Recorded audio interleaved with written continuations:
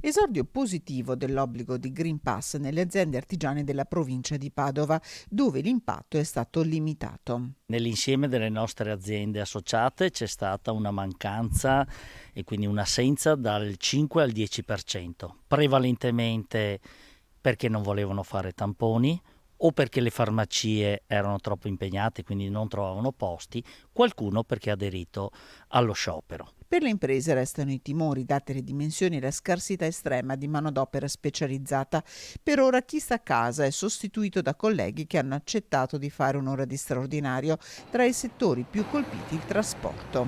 Principalmente non i bus operator, ma i trasporti merci che hanno subito forse il maggiore danno, perché questi avevano come alle dipendenze personale dell'est europeo che per la loro cultura, e mi fermo qua, non vogliono vaccinarsi. Sui tamponi a carico delle aziende il mondo artigiano è diviso. Tra i dipendenti non vaccinati si sta diffondendo la pratica della settimana corta. Alcuni dipendenti, questi pochi, ripeto, questi pochi o questi che ci sono, dicono: io mi faccio 2 tamponi alla settimana, il venerdì sto a casa, per cui risparmio un tampone che sono 15 euro e mi faccio venerdì a casa. Sì, non è che noi nelle nostre piccole aziende possiamo fare questo ragionamento un tanto al chilo.